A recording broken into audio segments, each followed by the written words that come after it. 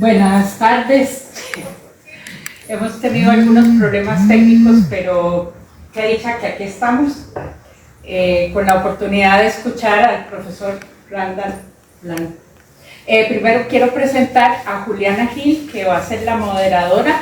Juliana empiezo por de más cercano, más lejano, estudiante de la UVL y también es socióloga, egresada de la maestría en sociología de la UCR, estudiante también del profesor.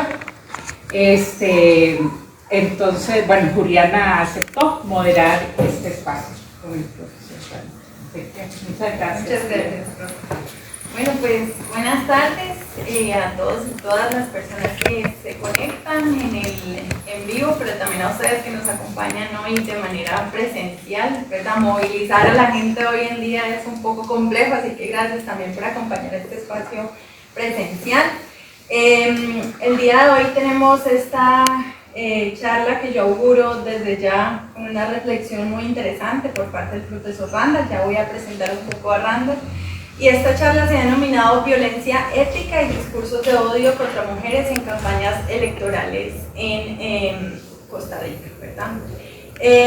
Y yo básicamente pensando un poco cómo introducir este tema, creo que hay un elemento fundamental y es que primero este tema no es menor, no solo porque nos invita a reflexionar sobre temas como el poder y la ¿verdad? Estamos este año en el contexto electoral boliviano, chileno, y el otro año también en Costa Rica y en Colombia se estarán disputando las fuerzas electorales presidenciales, lo cual no es menor, y en estos escenarios surgen diferentes discursos, disputas, narrativas, pero especialmente narrativas sobre el otro y en este caso sobre la otra, ¿verdad? Sobre aquel que es construido como el otro en la política, el contrincante.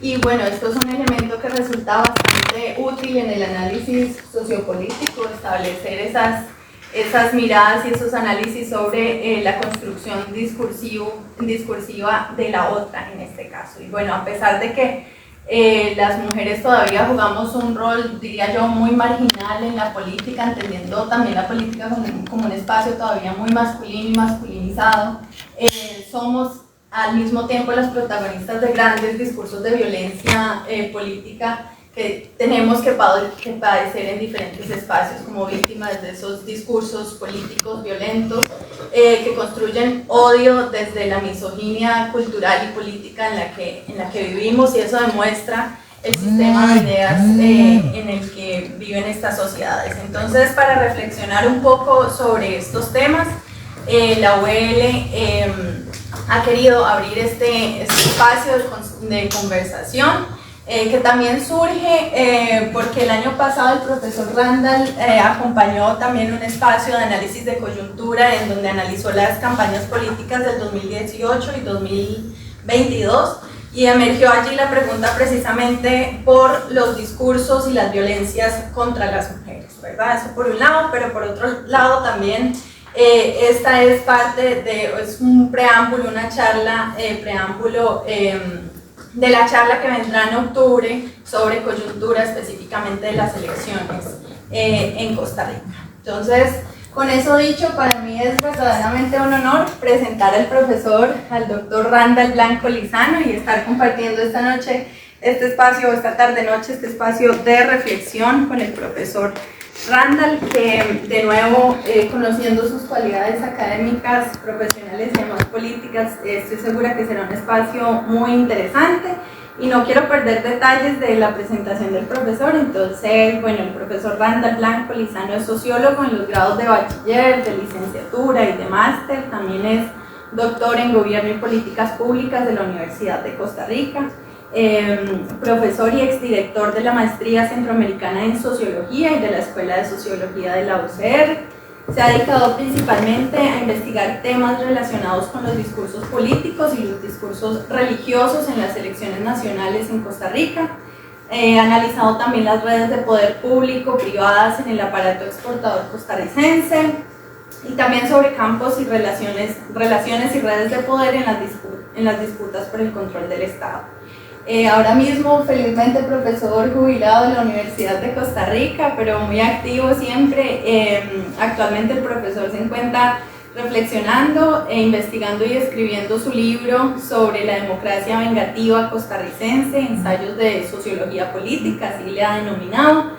Y bueno, para el día de hoy el profesor Randall propone abordar precisamente las discusiones críticas sobre la formación de discurso de odio contra las mujeres, tomando como base un análisis de caso de la campaña electoral del 2018. Entonces, esta conferencia nos va a permitir también navegar sobre los mecanismos de funcionamiento del odio cultural y de los logros también del fortalecimiento del patriarcado costarricense, específicamente contra las mujeres. Entonces, pues nada, yo por aquí voy a dejar. La idea es que el profesor pueda contarnos más o menos en una hora, hacer su presentación, compartirnos las ideas y a partir de allí que podamos abrir el espacio de conversación tanto aquí presencial como también virtualmente, que estará dispuestos los canales virtuales todo el tiempo para que la gente pueda comentar, conversar, ahí ponernos sus comentarios y hacer preguntas al profesor. Entonces esa segunda parte será abordada después de la primera hora de presentación del doctor Randall Blanco. Entonces, sin más, profesor. Buenas tardes.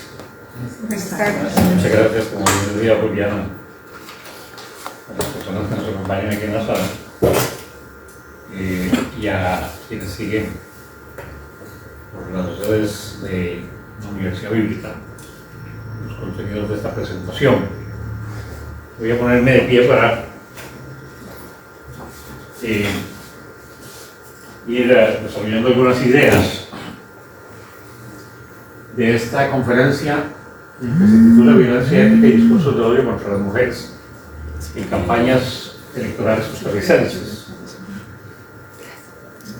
Aclaro de pura entrada que ese título, que pudiera sonarle a alguien contradictorio, violencia ética, es uno de los aportes más significativos de la filósofa política norteamericana Judith Butler.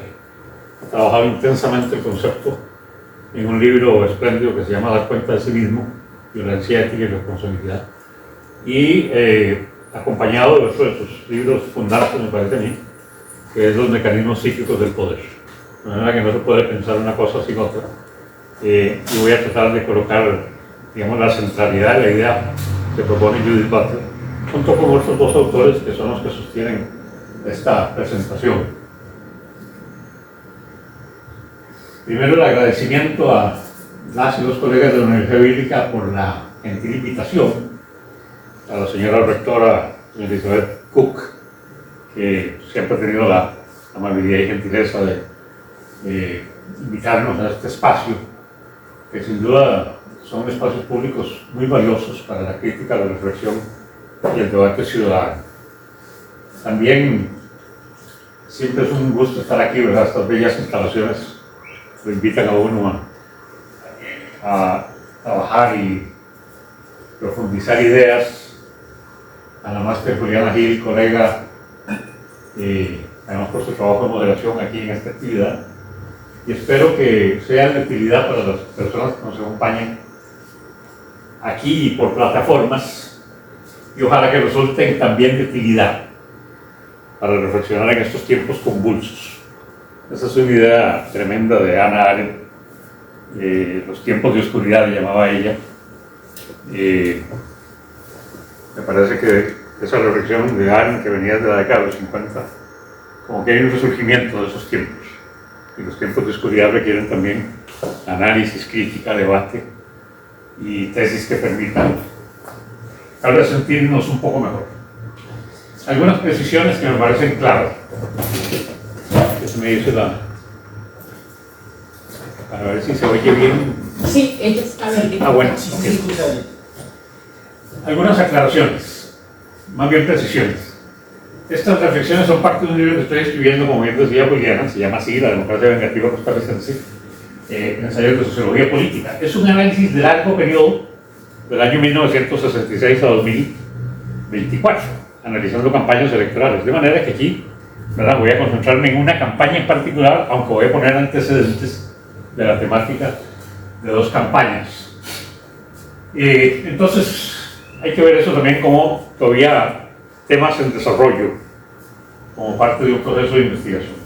Son parte también de un programa de investigación que quise adoptar después de mi jubilación, como profesor de la Escuela de Sociología. Y ese programa de investigación tiene por lo menos 3 ejes, de manera que aquí van a encontrar en las presentaciones muchas ideas, pero es que son parte de una perspectiva muy amplia, que son parte de ese programa de investigación. La primera es un trabajo crítico de fondo, semántico y político a los usos hegemónicos del concepto de democracia como gobierno del pueblo. A mí me parece que eso ya es hora de revisitar las formas tradicionales en que se ha querido homologar democracia con gobierno del pueblo. Eso es parte de la investigación, lo haré en otro momento. Esta homologación de la democracia como gobierno del pueblo es un artilugio moral, me parece a mí, típico del discurso liberal perfeccionista. Robespierre, que es uno de los ideólogos y ejecutores de la Revolución Francesa, solía decir que todo lo que hace el pueblo bueno es justo. ¿De acuerdo? Un ideólogo feroz, ¿verdad? Un gran ideólogo de la guillotina. Gran ideólogo de la guillotina, que realmente colocó las bases de lo que yo espero argumentar aquí, al reconocer al pueblo siempre bueno como un justificante moral de cualquier barbaridad que se haga en nombre del pueblo bueno.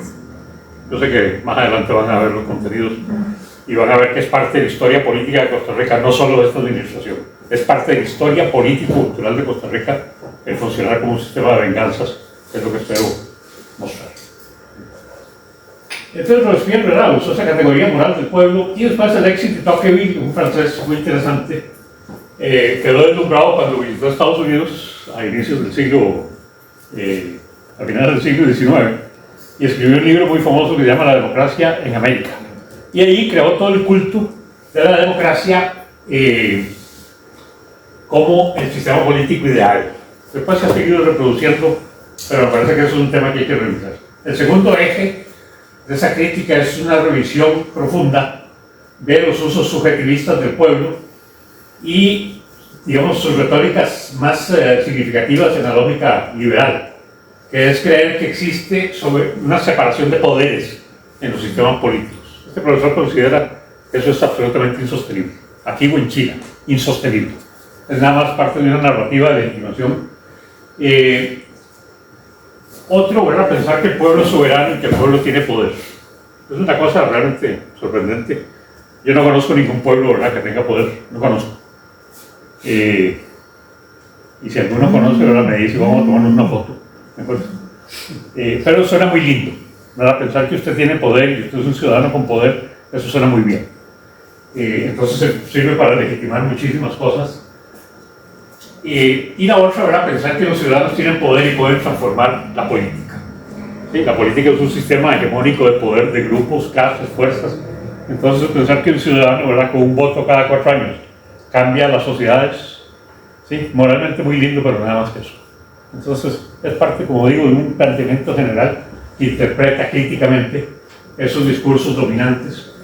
Y finalmente una revisión de cómo hay una interrelación muy fuerte en Costa Rica y por supuesto en América Latina entre religión y política. Y entonces los contenidos religiosos son sistemáticamente apelados para legitimar sistemas políticos o líderes políticos o partidos políticos indefectiblemente. Entonces eso hay que revisarlo. No basta, me parece a mí, con el discurso que propone la separación del Estado y la Iglesia. Eso no es suficiente. Hay sociedades, ¿verdad?, que tienen sin duda alguna gobiernos, digamos, separación del Estado y de la Iglesia, pero son sociedades profundamente religiosas. Entonces, aunque usted tenga, ¿verdad?, el dictum, ¿verdad?, que el Estado está separado de la Iglesia, todos los políticos indefectiblemente pasan por la legitimación de consultar a las conferencias episcopales, las federaciones evangélicas, indefectiblemente. México es el caso más evidente, ¿verdad? Parte de eso, entonces, claro, los discursos de odio son constitutivos de los sistemas políticos. Entonces, digamos, ese programa de investigación propone, digamos, son formas de entrada para entender esos debates complejos. Esta presentación aquí se asienta, como digo, en una tesis central de Judith Butler, trabajando dos de sus libros nucleares, Dar cuenta de sí mismo, Violencia ética y responsabilidad, y los mecanismos psíquicos del poder. Y el análisis de los discursos de odio, trabajo al colega politólogo y sociólogo Martín de la Zarza, que ha trabajado intensamente los contenidos de los discursos de odio. Y finalmente espero provocar un par de reflexiones con las líneas interpretativas del Dr. Charles Taylor, filósofo de la religión canadiense, desde dos de sus textos más notables desde mi punto de vista, La ética de la autenticidad y este libro, El futuro del pasado religioso, donde hace un análisis muy cuidadoso de cómo se vive la violencia en las sociedades contemporáneas. Metodológicamente, la investigación, ¿verdad?, va a trabajar las categorías que propone el análisis crítico del discurso, tomando contenidos de la campaña electoral de 2018, que es paradigmática en muchos sentidos. Pero quiero decir de paso que es un estudio centrado en esta campaña, pero hay que decir que los usos de las imágenes de las mujeres en campañas es un elemento constitutivo, como bien dijo ahora Juliana, de las luchas patriarcales en Costa Rica. Las mujeres, ¿verdad?, son relegadas a papeles marginales, coincido con lo que dijiste, Juliana, y dedicadas a la familia y lo social. Entonces, antes de entrar a la campaña 2018, para que no vayan a pensar que esto arrancó en 2018 o que se prolongó en el gobierno 2022, no, tiene una larga historia en la política y la cultura costarricense. En el año 66, se pueden poner dos ejemplos nada más de cómo fueron usadas las mujeres en esas dos campañas para contextualizar ya el fondo de la investigación. En el año 66 hay elecciones en Costa Rica, se enfrentan dos partidos, el Partido Unificación Nacional y el Partido Liberación Nacional. Unificación Nacional lleva candidato a un profesor universitario, José Joaquín Trejo Fernández, y Liberación Nacional lleva a el licenciado Daniel Uber Quirós como candidato en el año 66. Del año 62 a 66 está el gobierno liberacionista de Orlich. Entonces La Nación, el diario La Nación, que tiene una enorme presencia política en la historia de Costa Rica, enorme presencia hegemónica, interpreta que el Partido de Liberación Nacional expresa peligros inminentes para Costa Rica. Es estatista, es un partido que propone el control del mercado, es un partido que propone proyectos colectivistas y empiezan a construir, junto con algunos de los encargados de la campaña de Unificación Nacional, una narrativa de descalificación. Entonces, Oduber termina siendo construido como un representante. Había sido diputado, era presidente de la Asamblea Legislativa, estudió en Francia, se graduó, se había casado con una notable ejecutora musical y investigadora literaria, la doctora Marjorie Elliott, una canadiense, que va a ser presentada en esta campaña como una campaña que tiene un componente particular. Están amenazadas la sociedad costarricense, la familia costarricense, la familia tradicional, los valores, ¿sí? Y los amenaza, ¿qué cosa? El Partido de Liberación Nacional. Es estatista, comunista, trae un tipo que estudió en Francia, es demasiado liberal, ¿de acuerdo? Está casado con una extranjera. Vean ustedes los contenidos, ¿de acuerdo? No hace falta entonces ni decir, ¿verdad?, qué pasa con las mujeres que ni siquiera son nominadas, pero que son usadas, ¿sí?, como una imagen de respeto y cuidado de lo social, de la familia que está siendo amenazada por una extranjera. ¿De acuerdo? Es el periodo del anticomunismo fuertísimo en Costa Rica. Y vean ustedes, se identifica Oduber como comunista, socialista, simpatiza con Fidel Castro y con el Che Guevara. Eso está en la prensa del periodo. Y es tan delirante todo esto que hay campos parados en la prensa donde aparece, ¿verdad?, un eslogan: un voto por Oduber es un voto por Fidel. ¿De acuerdo? Pero además circulan cantidades de volantines en las calles que señalan que el Che Guevara está entrenándose y entrenando guerrilleros en Costa Rica, en las montañas de Escazú. Entonces crean todo un clima de terror para impedir que el Partido de Liberación y su candidato ganen las elecciones, para darle prolongación al modelo estatista que venía construyendo, según ellos, el gobierno de Orlich. Entonces, claro, hay una amenaza que necesita ser combatida. Entonces, todo esto encarna en la figura del profesor Ferro Fernández, profesor universitario, católico practicante, padre de familia, ¿verdad? Él expresa la democracia, la familia, la república. Infinidad de veces se señaló que respeta la propiedad privada, la libertad individual y el mercado. ¿De acuerdo? Entonces, ese es el modelo de costarricense ideal. Eso es lo que hay que salvar. Si piensan en 2018, van a ver prácticamente el mismo esquema, ¿verdad? Una amenaza totalitaria, neopentecostal y toda esa historieta para salvar a la democracia y a las negritas. Prácticamente los mismos contenidos, ¿verdad? Entonces, bueno, finalmente el enemigo totalitario es derrotado y Daniel Oduber pierde la elección por menos de 2.000 votos, la de 1966. Oduber lleva a tribunales por calumnia y difamación a la nación, por toda esa campaña que montó. En 68, los tribunales le dan la razón a Oduber.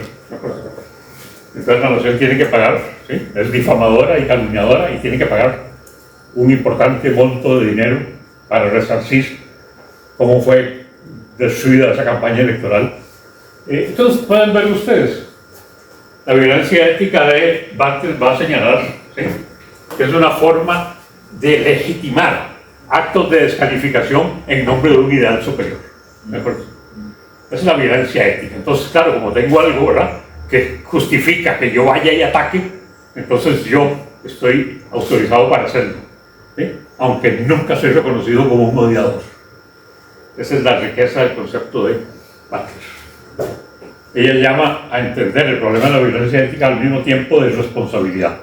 ¿De qué es usted responsable y cómo se responsabiliza usted de su construcción de odio? Sí, porque entonces el odiador siempre aparece como absolutamente incapaz de odiar. Pilar Cisneros, manipuladora, mentirosa, abuela de la desinformación, vieja. Escuchen ustedes, ¿sí? Y yo perfectamente ciudadano, honrado y no violento. Y me pongo en otro lado y entonces ataco, ¿sí?, a la representante o diputada del Frente Amplio, o a la diputada de Liberación Nacional, o a la diputada de la Unidad Social Cristiana, y los ataco desde mi superioridad, desde mi violencia legitimada, porque está bueno que aguante esa extranjera de mierda. Perdón a los que están oyendo. 66, la extranjera Marjorie Elliott. 86, como lo voy a mostrar ahorita, la extranjera Gloria Bejarano, mexicana, ¿sí?, versus la nuestra, la auténtica, la buena, la linda mujer, la que se protege la familia. Monedas de transacción, los derechos políticos de las mujeres, la violencia ética, ¿a partir de qué? De juegos patriarcales, como bien argumentado ahorita. Entonces esto es muy delicado, solo lo muestro como antecedente. Ahí tienen ustedes a don José Joaquín, el líder de las Manos Blancas. Así se llamó la campaña del 66. Es el candidato de las Manos Blancas. Tiene algunas virtudes. Las Manos Blancas, claro, tienen una remembranza simbólica total, ¿verdad?, de pureza, de limpieza, contra los corruptos de liberación. Es lo que decía la propaganda de aquel periodo. Entonces es un hombre incólume, ¿de acuerdo? Absolutamente puro, absolutamente bueno, ¿eh? Ahí lo tienen juramentándose. Y atrás, ¿verdad?, la no nombrada doña Clarita Fonseca, de Trejos Fernández, la esposa de don José Joaquín. ¿Qué puede hacer la esposa del presidente? Puede hacer caridad y hace obra social para los pobres, pero sin plata. ¿De acuerdo? Entonces, claro, defiende la propiedad privada, el mercado, la familia, pero no hay política social, porque no hay plata. ¿De acuerdo? Entonces, ¿qué hace doña Clarita?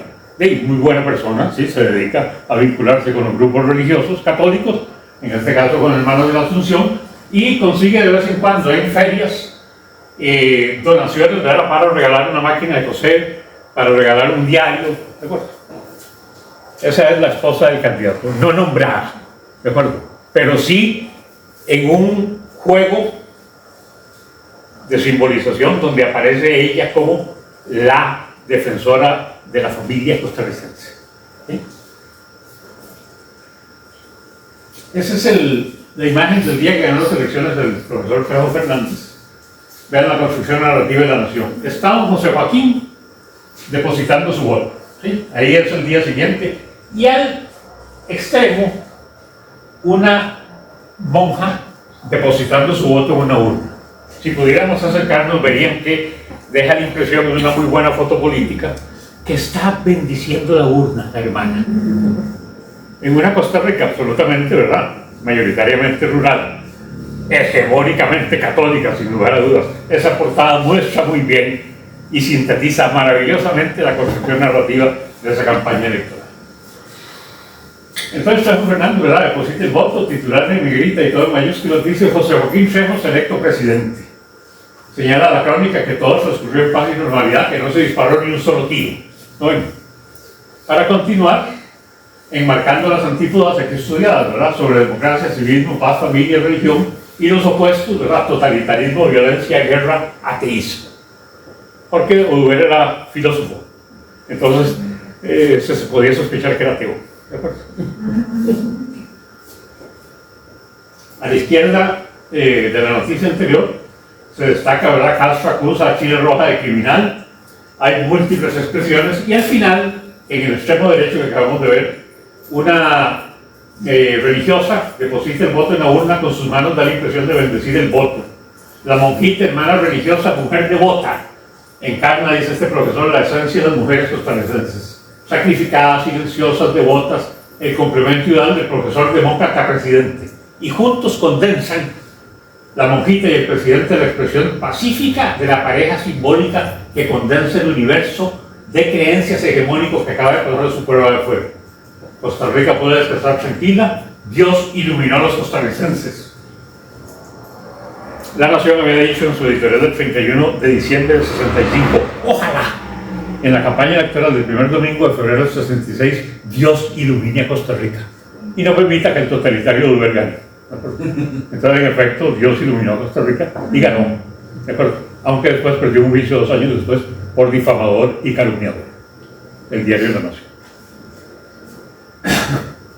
La otra cara es Oduber, ahí lo tienen ustedes, con doña Marjorie, boda católica en Coronado. Se habían casado, vean ustedes qué interesante esto, civil en Ottawa, en Canadá.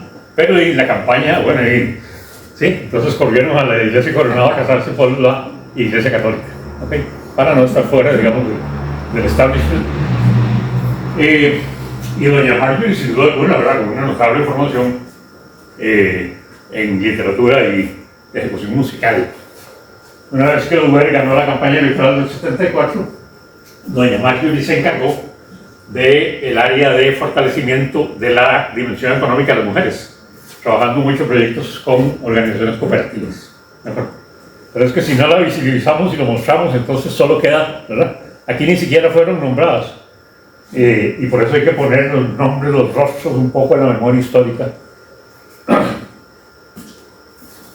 En 86, que es el otro caso previo a la presentación de fondo que quiero hacer, de nuevo se enfrentan Liberación Nacional con Oscar Arias en su primera campaña frente a Rafael Ángel Calderón del Partido Unidad Social Cristiana. Gana Oscar Arias, pero aquí, sorprendentemente, ¿verdad?, para la coyuntura, donde ya se habla de proyectos y programas de igualdad real, hay una apelación muy dominante a que las mujeres se encargan de cuidar huilas, cuidan la familia, y su papel patriarcal asignado como cuidadoras y encargadas de las cosas sociales. Aquí volvamos a encontrar un componente xenofóbico fuertísimo, el ataque descarnado contra doña Gloria Bejarano por ser mexicana. ¿De acuerdo? Entonces ven ustedes este enfrentamiento de la costarricense auténtica Margarita Perón, que es la esposa de Oscar Arias, versus la extranjera. Muy peligroso, ¿verdad? Porque ven ustedes, esto es tradicional en la política costarricense, ¿sí? Entonces nos estamos enfrentando a más bien sustratos históricos que se pueden potenciar en una coyuntura como la actual. Se pueden potenciar y por eso es tan fácil que todo esto se dispare. Porque tiene una larga historia en la vida y la socialización política y familiar de las y los costarricenses.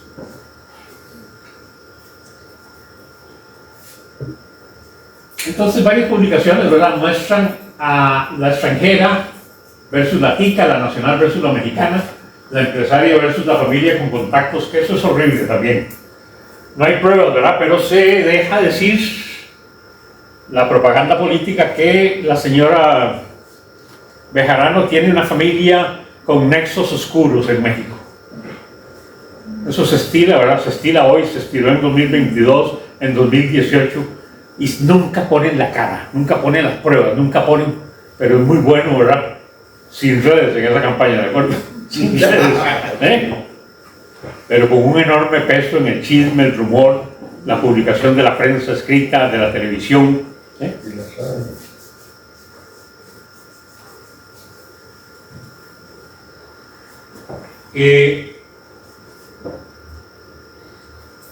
Entonces vean de nuevo esta otra expresión de violencia ética. ¿Es legítimo descalificar para que gane Oscar Arias a la señora Bejarano como un instrumento de descalificación de su esposo? ¿De acuerdo? Tiene vínculos oscuros con la mafia mexicana. Eso es verdad. Es lo que se publicaba. Y no se sabe que viene de una familia, su padre es un reconocido tipo que tiene vínculos oscuros con los negocios y la política mexicana y corrupción, todo está sugerido. ¿De acuerdo? Pero entonces, como hay que salvar lo nuestro, ponemos a una auténtica costarricense frente a una extranjera y de nuevo una legitimación totalmente natural. ¿De quién las mete? ¿Para qué se mete en política? Y ahora se metió, ahora que aguante. Todas esas frases horrorosas, ¿sí?, que muestran un potente contenido de violencia ética muy profundo en Costa Rica. Es un logro, dice este profesor, consolidado el sistema de creencias patriarcales. Apelar a ello para descalificar mujeres solo legitima los rasgos más violentos del imaginario patriarcal en nombre de la familia y la inefable religión católica. Vean ustedes que si vamos a 2018, por eso hay que atacar violentamente a los ramachecos, ¿no? Son esos extranjeros raros, no son costarricenses, además son evangélicos, ¿de acuerdo? ¿Sí? No son la religión hegemónica, ¿de acuerdo? Y son una plaga, son peligrosos, ya no son seres humanos, ¿sí? Son una categoría de odio profundo, deja de ser persona para convertirse en un ramacheco. Ahora vamos de nuevo a la campaña de 2026, ahí va a estar la señora Laura Moscova, va a estar el señor Fabricio Alvarado, ¿sí? Y eso está absolutamente intacto y más bien se ha profundizado más. Ahí tienen ustedes la nuestra. Vean a doña Margarita con un chiquito recostado, ¿sí? En el texto abajo dice que aspiramos a que hombres y mujeres puedan construir la patria en igualdad de oportunidades para proteger a nuestros hijos. Ahí tiene usted el mensaje claro. Esa es la tarea de las mujeres, son cuidadoras, protegen niños, protegen la familia, ¿de acuerdo? Y son indefectiblemente las garantes de la reproducción de la sociedad, desde lo social como marginal, porque nunca hay plata. Les recuerdo que ese es el contexto en que ya se habla de igualdad real, ¿de acuerdo? ¿Sí? Y ahí tienen ustedes a doña Gloria, la extranjera, ¿verdad? Entonces, esto es un campo pagado donde señalan que la importancia de haberse decidido por la nacionalidad costarricense, ¿de acuerdo? Porque tuvieron que apelar, ¿verdad?, que efectivamente ella no solo era mexicana, sino que era costarricense nacionalizada, pero no era tan pura ni tan nuestra como Margarita Perón, que es auténticamente costarricense, ¿de acuerdo? Entonces, claro, la propaganda sale a defenderla, pero vean lo que dicen el Frente de Mujeres Socialcristianas sobre doña Gloria. Ella es la encargada de la protección de la familia, la paz con dignidad y la justicia social. Ahí tienen de nuevo el esquema, ¿de acuerdo? Antecedentes, eso es lo que quería, ¿sí? Aquí entro ya a la presentación. Voy a, como ya ilustré algunas cosas, voy a saltarme algunas diapositivas. La violencia ética en Judith Butler tiene un fundamento en la construcción de la conciencia humana. Y ese fundamento es este. Dice Butler: damos cuenta de nosotros mismos únicamente porque se nos interpela en cuanto seres a quienes un sistema de justicia y castigo ha puesto en la obligación de rendir cuentas. ¿De acuerdo? ¿Qué sistema me obliga a mí a rendir cuentas? El sistema de la conciencia culpable. ¿De acuerdo? Entonces a mí me apelan diciéndome que usted es un buen ciudadano y apoya a Chávez. Usted es un buen ciudadano, ¿sí? Y está a favor ¿de acuerdo? Y entonces su conciencia demócrata, con todos esos contenidos de sociedad, va a decir: sí, tenemos que salvar la democracia, tenemos que salvar la república, tenemos que salvar a Costa Rica. ¿De acuerdo? Entonces, indefectiblemente, la apelación a mí me moviliza para defender y proteger lo que yo considero es hegemónico y dominante, porque me expresa mi identidad. ¿Sí? Entonces, viene una apelación externa que resuena en mi juez interior. Yo sí voy a salvar mi Costa Rica. ¿De acuerdo?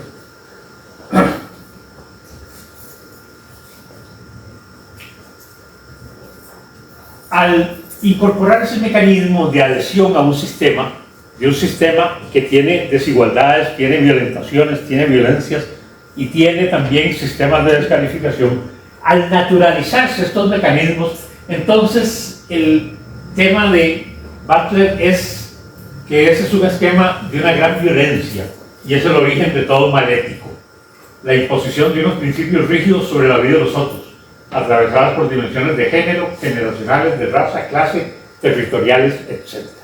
Entonces, cada vez que yo soy apelado a tomar posición frente a un hecho determinado, vengo yo y todo mi sistema interno de socialización. Ese mecanismo es el que moralmente me permite a mí sentirme por encima de otro. ¿De acuerdo? Y decir: sí, ese que tengo enfrente ahora, que es un enemigo de la democracia, que es un enemigo, ¿verdad?, porque es aliada de este gobierno dictatorial, neofascista, como dicen ahora, ¿sí? Se llena de adjetivos aquello, pero... Entonces, claro, busco cargar de negatividad a mi enemigo, mientras que yo estoy perfectamente, ¿sí?, liberado de toda responsabilidad ética. Yo lo que hago es defender el bien superior. En términos religiosos, eso pudiera llamarse, ¿verdad?, fundamentalismo secular. Ya no se apela a Dios, sino que se apela a un bien superior, la república, la democracia. ¿De acuerdo? Adela Cortina, que ha trabajado estos temas notablemente, ¿verdad?, con sus estudios sobre la porofobia, y Taylor, muestran, ¿verdad?, que lo que hay aquí a la base es un sentido de superioridad, que es el que me legitima a mí para realizar todo esto que realizo de manera naturalizada. El ejemplo, ¿verdad?, era este que les comentaba. ¿Qué me autoriza a mí a casarme con una descalificación en torno a la imagen de la esposa del candidato Calderón Fournier? Porque hay sospechas de corrupción. Ya desde ahí yo soy el que no soy corrupto, soy bueno, soy demócrata y voy a salvar a Costa Rica para evitar el voto por los canales. ¿De acuerdo? 20 años después el tipo tiene 12, 15, 17 denuncias de abuso, de tocamientos, de maltrato a las mujeres. Aparece en las denuncias, a los 6 meses o al año desaparecen todas porque fueron negociadas o las mujeres fueron amenazadas.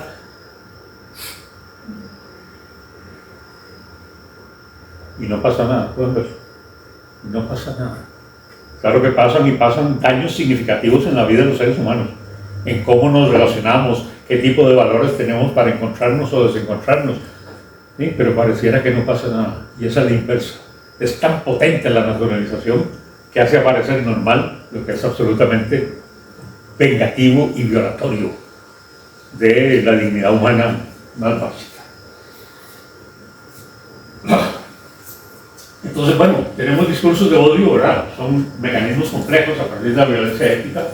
Esos discursos se dirigen a categorizar, estigmatizar y rechazar a grupos humanos por muy diversas razones, basados en un sentimiento de superioridad moral, religioso, político, educativo, racial, generacional, por razones de género, que tipifica comportamientos basados en la intolerancia y la descalificación de otros seres humanos, cuya existencia supone para quienes se consideran superiores una constante amenaza real o imaginada, a lo que consideran la única manera legítima de vivir.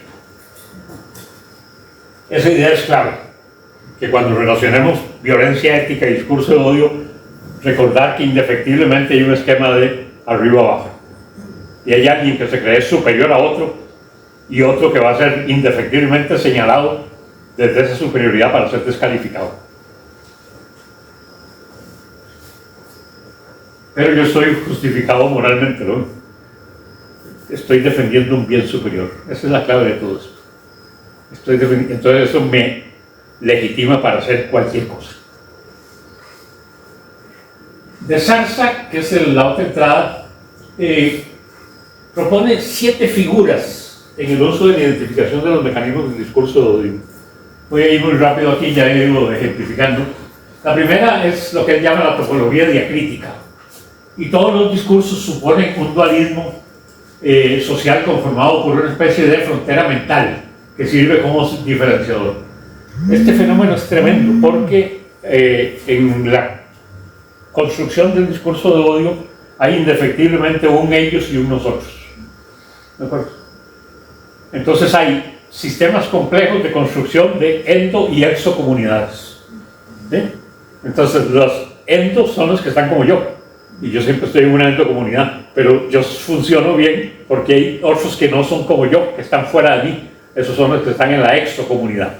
Entonces, el sentido de la topología diacrítica es sostener un dualismo polarizado como base del funcionamiento del discurso de odio.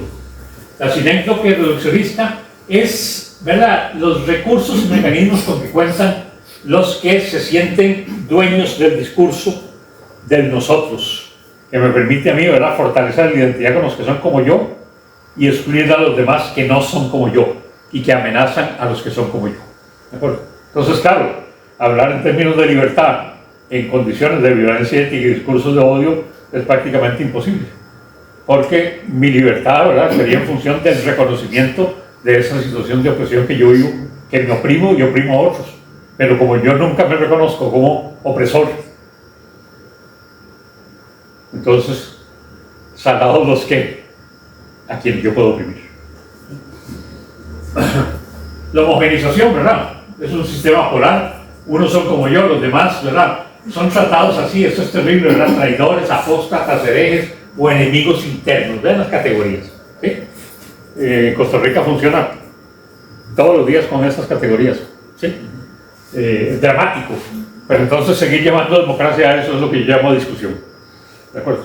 O sea, que yo sea demócrata porque puedo pisotear a la gente, a mí eso me insulta.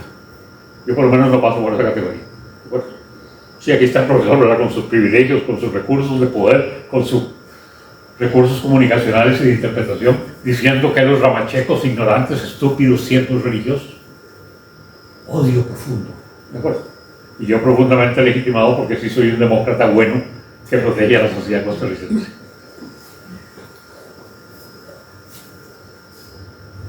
Ideología de supremacía, creo que está claro, ¿verdad? Y ningún reconocimiento al que es diferente, porque el que es diferente me amenaza o amenaza mi sistema de vida.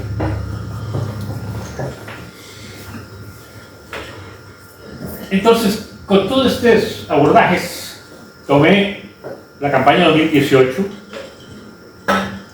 que me pareció paradigmática en muchos sentidos. Trabajé textos de comentarios de costarricenses ante el debate, 2 debates que se dieron entre Claudia Dobles, la esposa del candidato del PAC en aquel momento, Carlos Alvarado, y Laura Moscoa, la esposa de Fabricio Alvarado, en 2 medios de comunicación. Entonces, claro, tomé los comentarios, los analicé, elaboré una base de datos, depuré la base de datos, y entonces quise ver las categorizaciones de Butler y de Sarsa para ver cómo funciona eso en el caso de Costa Rica. Nada más recuerdo, ¿verdad?, que en la primera ronda ganó Restauración Nacional con 537,000 votos y Acción Ciudadana 464,000. Y en la segunda ronda, Acción Ciudadana ganó las elecciones con 1,000,000 y pico votos y Restauración 859,000 votos. Entonces ganó Acción Ciudadana. Y vean ustedes que al día siguiente del triunfo electoral, de nuevo, como lo vimos en las campañas anteriores, se van a la Basílica Carlos Alvarado, doña Claudia Dobles, el nuncio apostólico, y atrás tienen ustedes a la negrita que acaba de ganar las elecciones, no Carlos Alvarado, la bandera de Costa Rica y la bandera del Vaticano. Toda una simbolización. Como el PAC había dicho tantas veces, ¿verdad?, que se trataba de un partido secular y que iba a trabajar por un Estado laico, cuando le preguntan a Alvarado por qué se fue a la Basílica, dice: no, es que mi mamá me lo pidió. Bueno, es un buen muchacho que cumplió con la mamá. Pero está claro que esto tiene implicaciones políticas de mucho fondo, de mucho fondo. Más bien decir eso, pues, digamos, bueno, a mí me daría pena, ¿verdad?, una declaración así. Pero bueno, ¿qué interesa? Hay una religión buena, ¿verdad? Un establishment que fue salvado con la intervención de la negrita y los que votaron por la negrita para reproducir el Estado confesional costarricense. Eso no se puede olvidar. La vez pasada en la conferencia anterior decía que cuando metieron en problemas al final del gobierno de Carlos Alvarado, pues usted es Estado laico, y dijo: no, jamás, yo hice un gobierno laico. Eso no se discute en Costa Rica. ¿Sí? Pero sí propuso el Estado laico, ¿verdad? Al final hizo un gobierno laico, pero no transformó el Estado de confesional a laico. ¿Sí? Entonces, entrevistas. Costa Rica Hoy y Amelia Rueda. Tomé los comentarios de la gente, depurando la base de datos. Había miles de comentarios, hablando pestes de Laura Moscoa y bellezas de Claudia Dobles. ¿De acuerdo? Entonces fui a revisarlo por una razón muy sencilla, ¿verdad?, para que no fueran, como dicen ahora, troles o boots. ¿Sí? Entonces me encontré cientos de costarricenses muy nobles, ¿verdad? Revisé todos sus Facebook con las fotos de la familia, diciéndole: la perra esa de Laura Moscoa. Con todo el amor del mundo, ¿verdad?, porque ganó el amor. ¿Sí? Y se dio la revolución de las crayolas. Entonces, esa base de datos fue depurada cuidadosamente, revisando, ¿sí?, a todos los promulgadores de ese discurso, que les parecía bien, porque era parte de un esquema de violencia ética totalmente legitimado, donde yo me sentía absolutamente persuadido que tenía que destruir al neopentecostal fanático ese, ¿verdad?, que va a volver una democracia y una teocracia. Vean la potencia del discurso, pueden ver. Ahí tienen ustedes, doña Claudia y doña Laura Moscoa, con Costa Rica Hoy, y doña Claudia y doña Laura con Amelia Rueda. Alguna se convertirá en la próxima primera dama de Costa Rica. Ahora doña Claudia regresa como candidata del PAC, ¿no? Es bueno, todo esto está en disputa, porque doña Laura regresa, ¿de acuerdo? La van a colocar en la escena por ser la esposa de Fabricio, y de nuevo esto está intacto, ¿sí? Esto que voy a presentar aquí. ¿Qué pasó antes de esas dos entrevistas, que son de marzo de 2018? En febrero, doña Laura apareció con una pastora evangélica y hizo una presentación exaltada hablando en lenguas. Y de ahí se creó la expresión Ramacheca Kalamazoo. Ella la expresó, pero se convirtió en todo un esquema de odio antirreligioso. Eso es una categoría de odio y de desprecio. ¿De acuerdo? Ya he publicado artículos sobre eso, pueden revisarlo, ¿verdad? Toda la argumentación de cómo. Pero esa categoría sintetiza totalmente un ejemplo perfecto de lo que es la cultura del odio vengativo en Costa Rica. Ambas mujeres fueron catalogadas por comparación en ambas entrevistas. Tengo, nada más eran 700 registros, ahí me pareció que era suficiente para las bases de datos. Y depurando los eventuales comunicadores, quedaron en unos 500 registros, y de registrados, personas, ¿verdad?, quedaron registrados sus testimoniales levantados tal cual comentaron. Y para quien tenga interés todavía pueden meterse, ¿verdad?, y van a encontrar esos links y van a encontrar todos esos comentarios que voy a señalar aquí. Ahí están. Yo lo que hice fue depurar y tener una interpretación con esos enfoques que planteé. Estas son las más, digamos, sostenidas comentarios que se hicieron sobre la señora Laura Moscoa. Fue construida literalmente como un monstruo moral. Vean ustedes qué grave. La que estaba en campaña era El que estaba en campaña era Fabricio Alvarado, no la señora Laura, ¿de acuerdo? Pero ella es ideal para atacar, ¿de acuerdo? Le dijeron así, es creyensera, ignorante, sierva, no sabe hablar, solo dice estupideces, es una pandereta, juega de pobre, dice que la violentaron en infancia, pero no tiene propuestas para el país. Vean ustedes el profundo desprecio ahí, enunciado públicamente, ¿de acuerdo? Se le ve ordinaria, corriente, vulgar, no está tan rica como la otra, por favor, ¿de acuerdo? Ese es sistema patriarcal, ¿de acuerdo? Así se va a repetir en esta campaña, así le hizo en 2022. El que crea que esto arrancó en 2022 está profundamente equivocado. Es una tesis de fondo que quiero mostrar. Es la cultura patriarcal hegemónica de Costa Rica, que funciona con mecanismos de violencia ética para excluir, catalogar mujeres, destruirlas en nombre de un interés superior.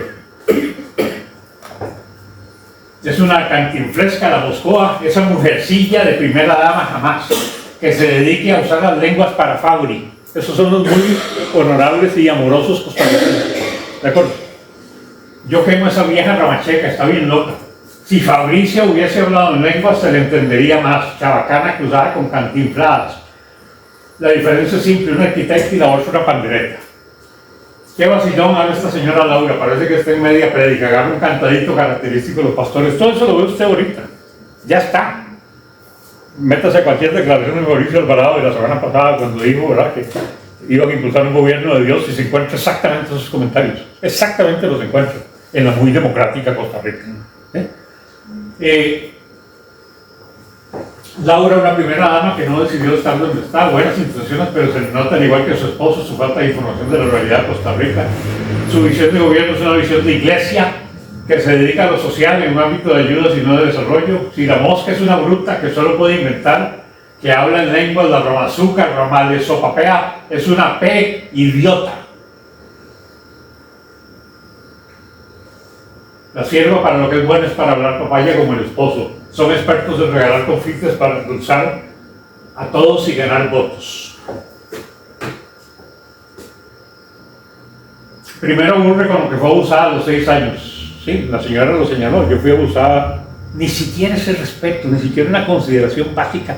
¿Sí? También una mujer atacada sexualmente es ridiculizada y violentada, ¿sí?, por sus opositores, ¿sí?, sin duda alguna, ¿verdad? Electores enemigos a estas tesis, ¿sí?, que estaban, ¿verdad?, en las aceras de frente.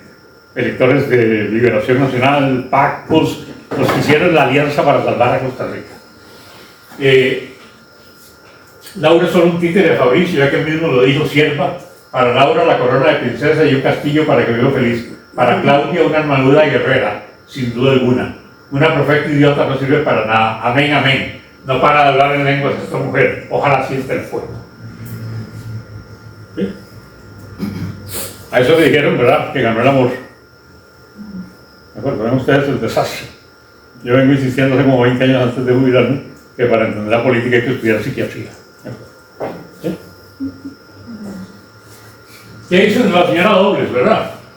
La superioridad clasista. La señora Dobles, por oposición, es lo mejor de las mujeres modernas, así se denominan. Fina, culta, inteligente, tiene clases, sabe vestirse, es diplomática, arquitecta, habla varios idiomas, es lo mejor que tiene este país. No está para ser primera dama, está por encima y es superior a la profeta esa. Demasiada capacidad, que desperdicio de tiempo juntarla con esa idiota. Por favor, escuchen, por favor.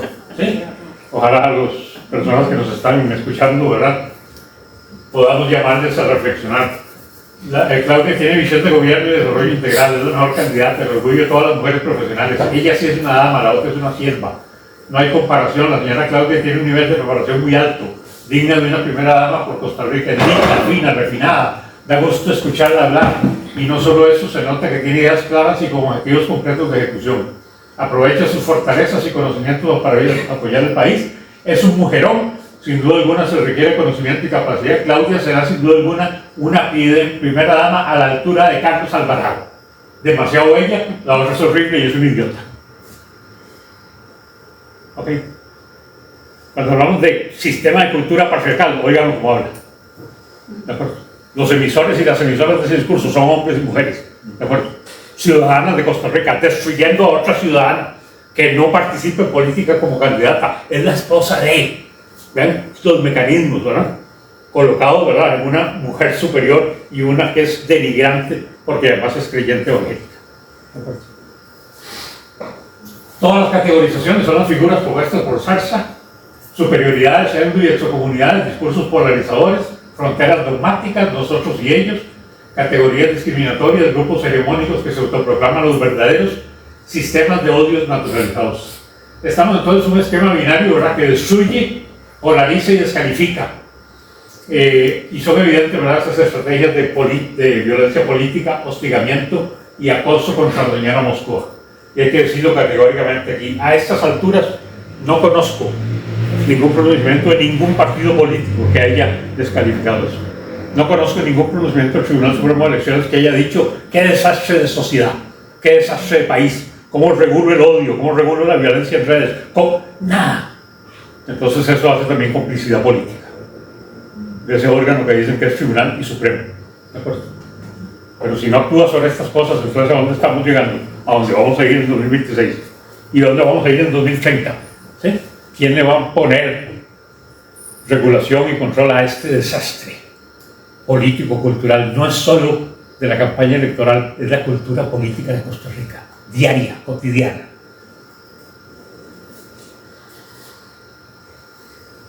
Esta exaltación de una señora por encima de otra, ¿verdad?, es una dimensión, dice este profesor, de los triunfos ideológicos del sistema patriarcal costarricense. Una mujer profesional blanca, vean el tonito también racista, ¿verdad?, urbana, profesional, habla 7 idiomas, la otra habla en lenguas, es un idiota. Vean el desastre, ¿sí?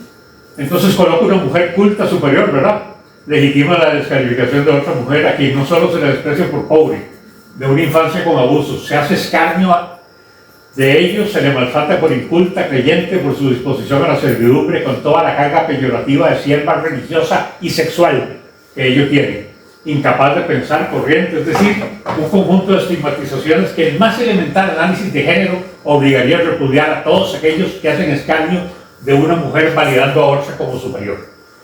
Toda clase de clasismos, supremacías y abusos naturalizados contra otra mujer en nombre de una mujer superior. Vean el desastre. Y una de estas superiores ya viene a campaña.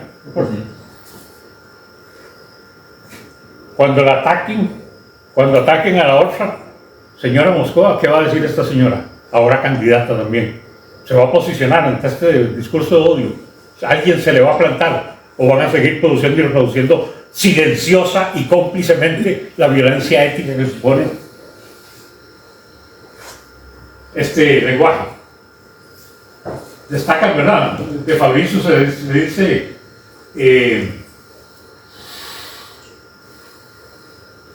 del candidato se reclama que carece de estudios, no habla inglés, no sabe hablar, es un salmista, un repartidor de Biblias, ven ustedes, ¿sí? Un ignorante, un predicador, un siervo de un pastor fanático autoritario. De la señora Moscova se estigmatiza sierva esclava de apetitos sexuales de su marido. En el relato de terror, ella, su servidumbre, anuncia lo que vivirían todas las mujeres costarricenses ante un eventual triunfo del fundamentalismo neopentecostal, como se dijo en la campaña. Hasta tengo, ¿verdad?, campos pagados con 300 profesores universitarios diciendo, ¿verdad?, que hay que salvar de la amenaza de la teocracia. Impresionante, un delirio absoluto. Usted no convierte una república liberal de 200 años en una teocracia en 4 años. Eso es ridículo. ¿De acuerdo? Tuvieron nada más 10 diputados el Partido de Restauración Nacional. El PAC solamente tuvo 10 diputados. Y cuando pasó la primera ronda, a la semana se reunieron los diputados del PAC electos con los diputados de Restauración y se cambiaron los votos a cambio de sentar al pastor Carlos Avendaño en el directorio legislativo y sentar a la señora Laura Guido del PAC con los 10 votos de Restauración Nacional en el directorio legislativo. Y mientras Costa Rica polarizada, matándose, y estos estaban abrazándose, sin problema de nada. Los restauradores, con 7 de 10, con 5 de 10 eran pastores. Pero ahí se había acabado la amenaza. Esto este profesor lo denomina sin ningún problema. Eso fue terrorismo puro. Pero claro, ¿verdad?, el terrorismo se da solo para ciertas cosas, ¿sí? Eso es terrorismo puro. Definir a una mujer así es terrorismo puro. Y hay que llamarlo así. y lo legitiman porque funciona como un mecanismo de violencia ética. Son las raíces culturas del autoritarismo profundas en Costa Rica.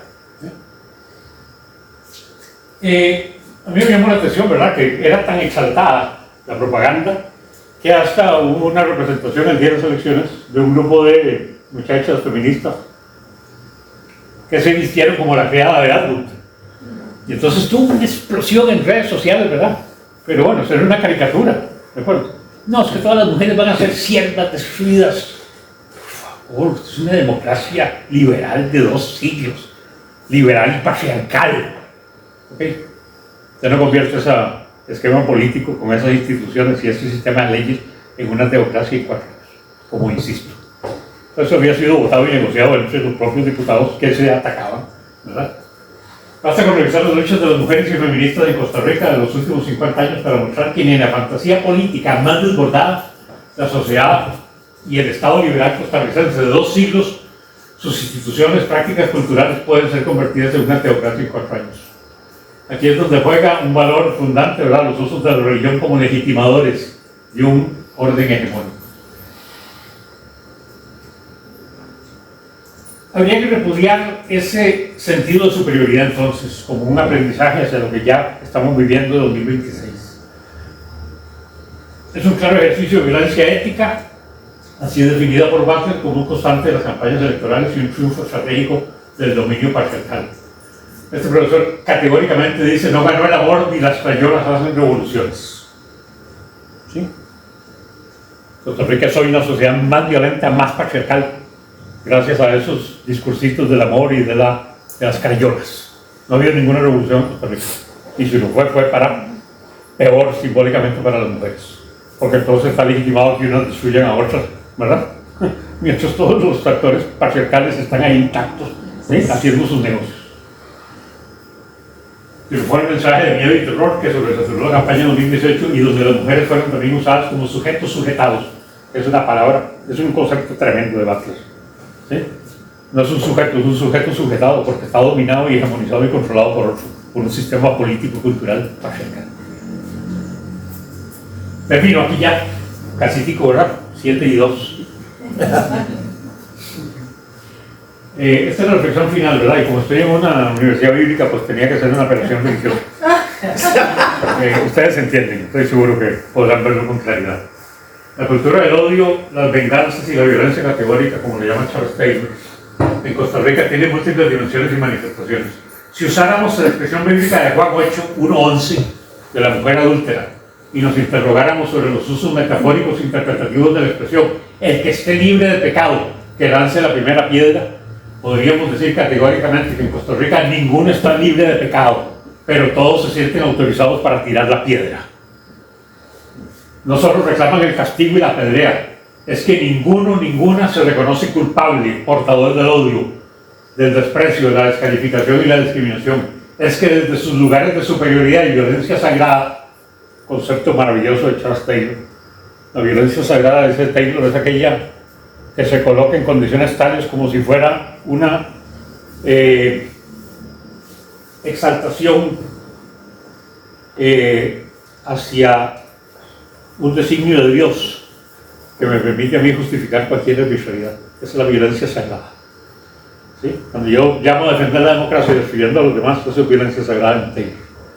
Cuando luego defendiendo la república, la constitución política y las leyes que son también sujetos de intereses particulares y de grupos.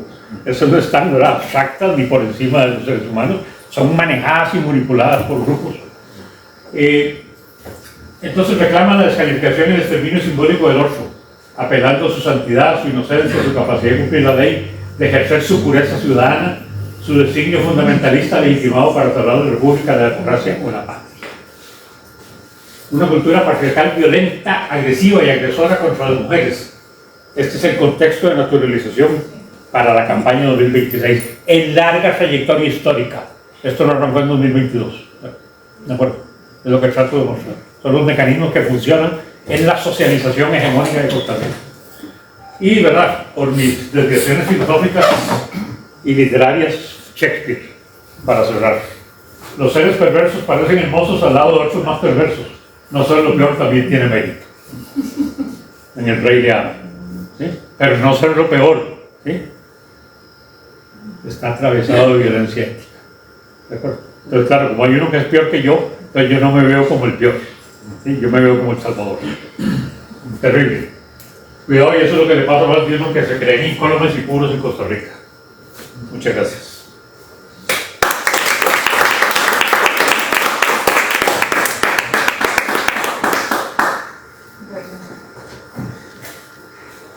Verdaderamente un momento de profunda reflexión. Creo que eso es lo que pasa cuando escuchamos a una persona como Randall, ¿verdad? Que nos pone a pensar mucho acerca de no solo el contexto actual, sino también de esos momentos de reflexión histórica por medio de los cuales pensamos y entendemos por qué somos lo que somos y actuamos como actuamos hoy. Entonces, bueno, vamos a abrir el espacio para preguntas. Tal vez empezamos una y una, si ustedes tienen acá una pregunta, y luego vamos con el espacio virtual, que entiendo, Karen ya me dijo que hay varias preguntas o comentarios. ¿Sí? No, todavía no. Ah, todavía no, perdón. Entonces vamos a abrir el espacio aquí, y también quienes tengan sus preguntas o comentarios en el espacio virtual, que nos la hagan llegar para compartirlas con el profesor Randall. Adelante. Bueno, gracias, profesor. He disfrutado la charla. La he disfrutado porque me hizo recordarme cuando estudiaba ciencias políticas. En su introducción tuve que leer a todos esos personajes, ¿no? Por eso en ese me reía, ¿verdad? Fue muy interesante y sentirme otra vez como que estaba sentado en la universidad estudiando todos estos personajes.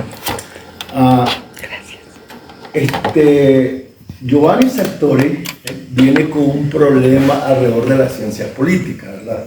Porque todo lo que me planteó ahí fue lo que yo entendí en mi formación como politólogo.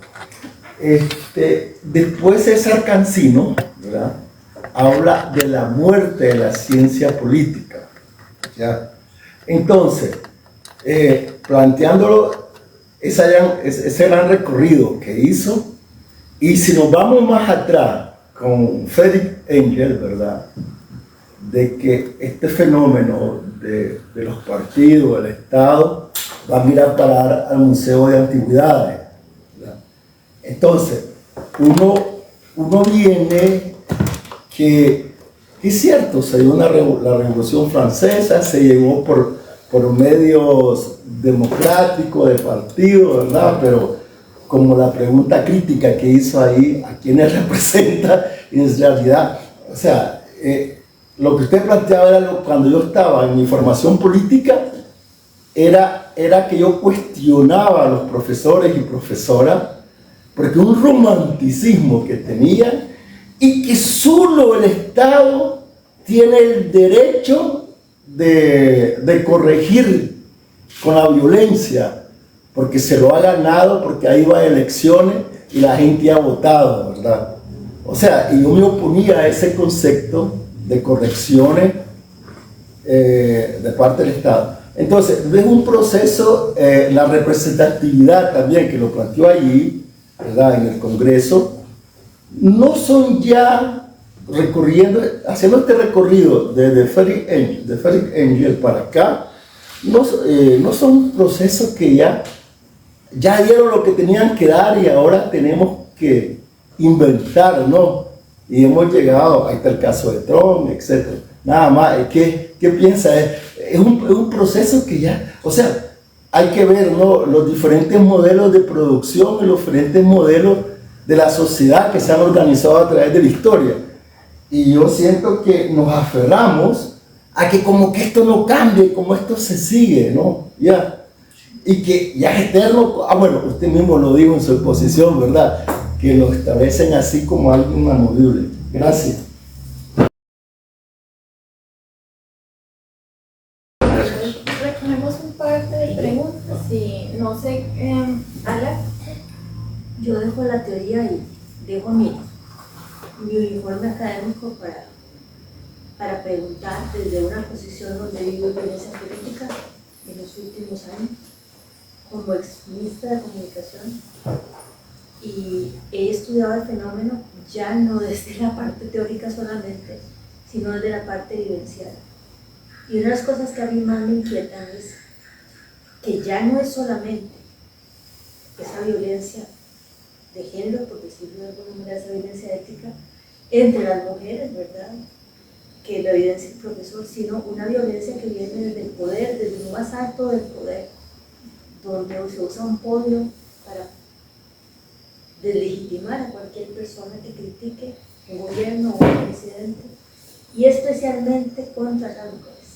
Es un discurso que, si bien el recorrido que hace don Randall es importante en el sentido de lo que ha pasado, era más tenue, por decirlo de alguna manera, era menos visible para la gente común, diría yo. Pero ahora, en este momento, la visibilidad de esa violencia y esa violencia ética, ¿verdad?, donde se dice que yo por ser mandatario y querer salvar a este país, hago lo que sea para legitimar a los demás. Y eso es una cosa que a 2026 lo que vamos a tener va a ser muchísimo más grande y más perverso, diría yo, que lo que hemos vivido en las últimas campañas, especialmente en la mujer. Entonces, sí sería interesante, digamos, ese análisis de esa violencia. Yo me imagino que va a agravarse la situación con las mujeres que vayan a estar en las próximas elecciones y las esposas de esos próximos. De hecho, ya se han sacado publicaciones sobre quién es la esposa de tal, etcétera. Pilar Cisneros es una muestra, digamos, de la violencia que ha generado ella, pero también que se genera contra ella. Entonces, creo que es un fenómeno que hay que analizarlo y estudiarlo más profundamente a la luz de esta administración que se ha grabado y lo que puede venir posteriormente, porque estamos viviendo discursos de odio nunca antes visto y estamos ante un mandatario y una administración, yo diría que la más violenta, así abiertamente como se vio nunca. Gracias. Vamos a ver, tal vez si hay un comentario en lo virtual. No sé, Karen, si hay algún comentario. Sí, tenemos varios. Aquí hay una de comentarios de Jordan Jiménez. Dice: los niveles de violencia en el escenario político es realmente vergonzoso. No tienen límites ni respetan a nadie. Es lamentable ver mujeres que denuncian violencia contra ellas ser más violentadas aún. Hay más comentarios, ¿los podemos compartir? Sí, tal vez sí, preguntas también hay o solo comentarios para...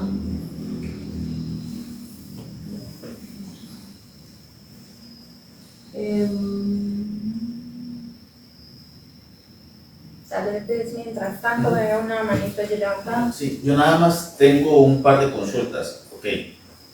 Usted llega de 1966 hasta el 2018.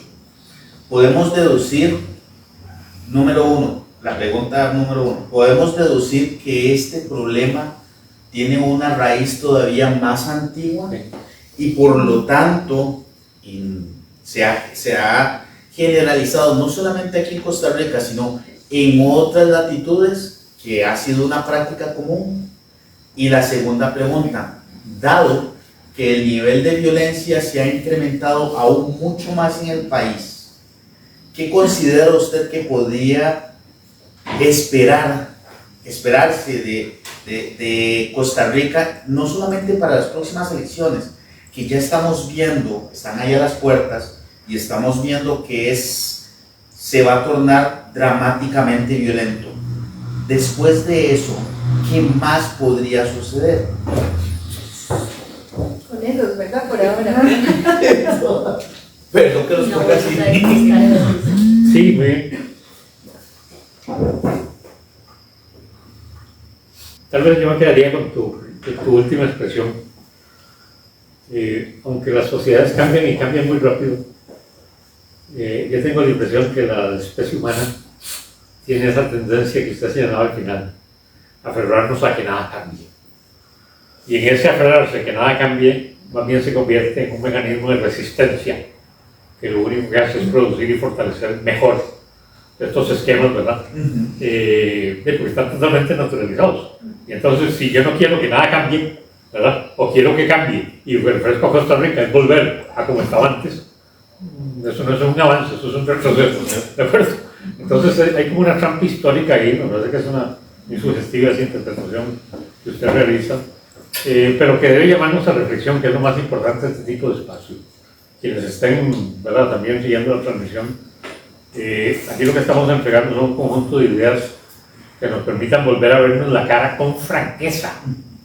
Porque también si yo me veo en el espejo, ¿verdad?, y veo a Brad Pitt, está claro que yo no soy Brad Pitt, pero si me veo como Brad Pitt, entonces, ¿verdad?, terminaré en un sueño, que le exijo al que no me ve como Brad Pitt, que me vea como Brad Pitt, ¿verdad? Y yo sigo diciendo así, igual de como estoy ahora, anciano, decrépito, ¿verdad?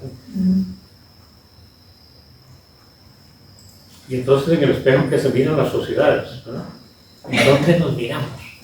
¿En dónde se mira cada quien? ¿Desde dónde nos vamos a mirar? Y ahora sentimos que todo es amenazante. Es que vean lo grave de esto. ¿De acuerdo? Yo no puedo sentirme una persona que vive en una sociedad democrática que debería tener como eje cultural la libertad si sistemáticamente me siento amenazado. Si lo que estoy en un contexto de miedo. ¿De acuerdo? Entonces, de nuevo, volvemos a ver cuál es la calidad de las instituciones políticas, cuál es la calidad de las prácticas sociales, cuál es la calidad de... y entonces apelamos a ese concepto vacío de democracia. No, si somos demócratas, ¿cómo vamos a ser demócratas? Si fuéramos demócratas no estaríamos, ¿verdad?, siendo una de las 10 sociedades más desiguales del mundo en lo económico. Pero nos quedamos con la formalidad. ¿Sí? Eso que se suele llamar en ciencia política la democracia procedimental. Sartori era un gran ideólogo de ello, ¿verdad? Otro de sus colegas en el debate, Norberto Bobbio, decía que está bien hablar de democracia, pero democracia con reglas mínimas.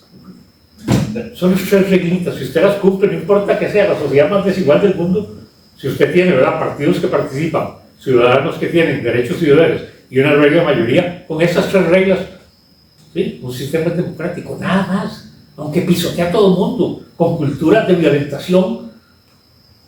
Entonces ahí estamos, ¿verdad?, realmente apelando a que realmente nosotros nos estamos viendo, qué sociedad aspiramos a construir.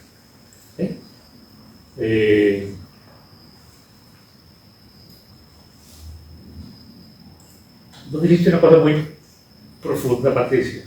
Varias cosas, digo, pero una... Esa violencia, la visibilidad de esa violencia, ¿sí?, ha cambiado sustantivamente. Y hoy es muy notoria, absolutamente de acuerdo. ¿Sí? Cuando una diputada del Partido Progreso Social Democrático, que va a ser la jefa de campaña dentro de pocas semanas, la señora Pilar Cisneros, augura, hace pocos días lo dijo, vamos a la campaña más violenta en la historia de Costa Rica. Pero digo, ¿y cuál es la respuesta colectiva? ¿Quién me está diciendo algo a eso? ¿Cómo voy a aceptar que una diputada de la República denuncia, con toda crítica feroz al republicanismo y todas estas cosas, ¿verdad? Pero si no hay réplica, si no hay comentario, ¿verdad?, si no hay análisis crítico de una declaración que literalmente está llamando, y como esto es así, pues nosotros vamos todos, ¿a dónde vamos a llegar? Ahora reclamaba, ¿verdad?, en la presentación, han pasado 8 años de esto de 2018, por eso, ¿verdad?, nos sirve como un gran espejo. ¿Qué ha dicho el Tribunal Supremo de Elecciones? ¿Qué dijeron los partidos Liberación, La Unidad, Liberal Progresista, Frente Amplio?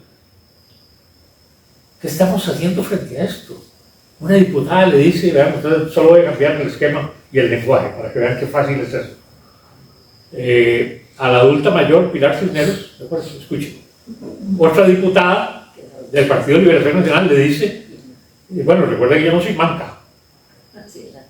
Digo, lo que le está diciendo es que va a ir, está en condición de golpearla a una adulta mayor, a quien no se le reconoce ese estatus, porque es una, comillas, ¿verdad?, un exministro de la presidencia, dijo la semana pasada, es la abuela de la desinformación.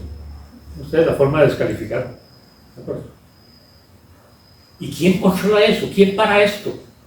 ¿Sí? Si estamos en una vorágine en que pareciera que el que gana es el que tiene más capacidad de destruir al otro, el que gana es el que tiene más capacidad de destruir al otro. Bien decías, vienen varias mujeres candidatas a las elecciones de 2026. ¿Cómo van a ser tratadas? ¿Cómo van a ser tratadas las esposas de los candidatos que no están en las nóminas, pero son objeto de ataque para descalificar y destruir? ¿En qué espejo nos miramos? O me miro en el espejo de la democracia perfecta, que es una trampa completa. Eso es lo que estamos tratando de llamar la atención aquí en el fondo. Es una trampa completa. Y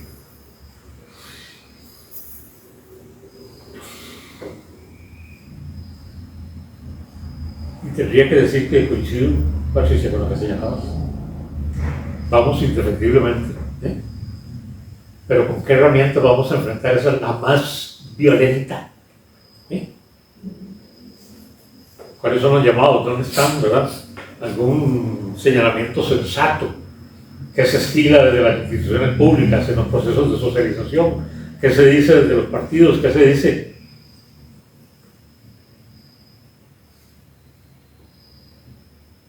Por dicha, digo yo, hay atisbos, ¿verdad? Se hace cada 2 o 3 meses un informe de la Universidad Latina, creo que es, ¿verdad?, sobre violencia política contra las mujeres.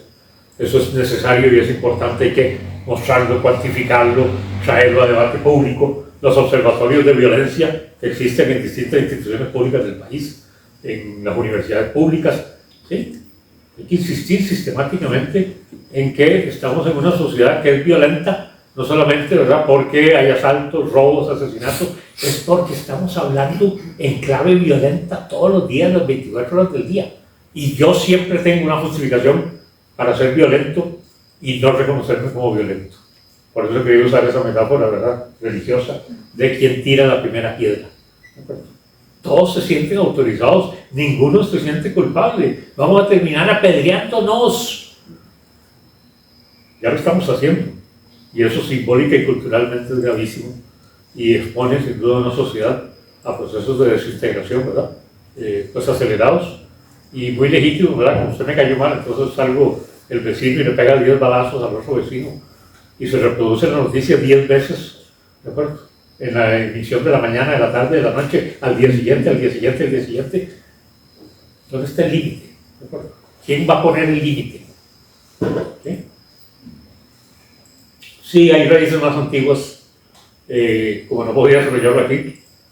En ciencia política le llaman esto un clivaje, ¿verdad? Un clivaje es un parteaguas en la historia de una sociedad, donde se polarizan fuerzas y se construyen organizaciones políticas o grupos políticos. Esto viene desde el 48 en Costa Rica, eso lo puedo decir categóricamente. En el 66 lo que resuenan son los ecos de una guerra que acaba de terminar 18 años atrás, pero violentísima. Es que la gente, ¿verdad?, como no estudia estas cosas o lo estudia poco, o en la historia oficial que se enseña en los colegios nunca se menciona. Esta Costa Rica tuvo, ¿verdad?, en el periodo de la guerra del 48 campos de concentración, ¿sí? A la entrada de Cartago. Están las investigaciones del doctor David Díaz, historiador, 2 veces premio de historia. Campos de concentración, campos de tortura. En el Codo del Diablo fueron fusilados sin orden de ningún tipo de juicio o defensa, dirigentes sindicales costarricenses. Viviana Gallardo. ¿Verdad? Hay tal muestra, pudiéramos señalar aquí, y no es que uno quiera, ¿verdad?, romper el molde idílico. Es que si no vemos las sociedades como funcionan y su historia real, sociedades desmemoriadas, ¿verdad?, que están hechas solamente para nacer una estrella, ¿sí?, son fácil presa de cualquier tipo de arbitrariedades. Entonces nos topamos con resultados históricos agregados. Si tiene antecedentes y lo tienen las sociedades, en otras sociedades por supuesto, y funciona así, pero no terminamos de vernos en el espejo de otras sociedades. Eso es lo grave. ¿De acuerdo? A mí me preocupa cuando el lenguaje político se vacía de contenido. Y muy fácilmente, ¿verdad?, se puede decir, no, es que Costa Rica es un estado fascista. Eso hay que tomárselo en serio, ¿verdad? Es neofascista. ¿Cómo van a decir eso? Eso no es cierto. ¿Sí? Eso no es cierto. Eso no es cierto. ¿De acuerdo? La sociedad es real, ¿verdad?, que podemos ir a estudiarlos. Ahí están, ¿verdad?, los casos en América Latina dramáticos. ¿Sí? De las dictaduras militares y todas sus implicaciones, las experiencias fascistas europeas. Entonces venimos y despojamos el lenguaje de sus capacidades interpretativas. Entonces solo meto insultos y adjetivos, ¿verdad? Pero no explico nada. Alguna gente insiste que Costa Rica es una narcodictadura y un narcoestado. Yo tengo mucho tiempo estudiando estas cosas, créanme, ¿de acuerdo? Entonces yo le diría que dice eso, ¿verdad? Y entonces, ¿para qué se propone candidato a la presidencia? ¿Va a dirigir un narcoestado? Sí. Es una categoría que no sirve para nada, ¿de acuerdo? No sirve para nada. Es una irresponsabilidad estar usando fenómenos muy complejos para hacer propaganda. Pero eso no le permite a los costarricenses, ¿verdad?, efectivamente posicionarse frente a su realidad y su historia, que es extraordinariamente compleja y violentadora. Vean ustedes que aquí hablamos de casos de violencia política, pero la violencia contra las mujeres, ¿verdad?, es multidimensional. ¿De acuerdo? Aquí estamos usando una entrada en un momento particular, pero eso es de todos los días. ¿De acuerdo? Ese tono, ese lenguaje, esa descalificación, de todos los días, y no solamente por cuestiones electorales. Entonces, de nuevo, ¿verdad?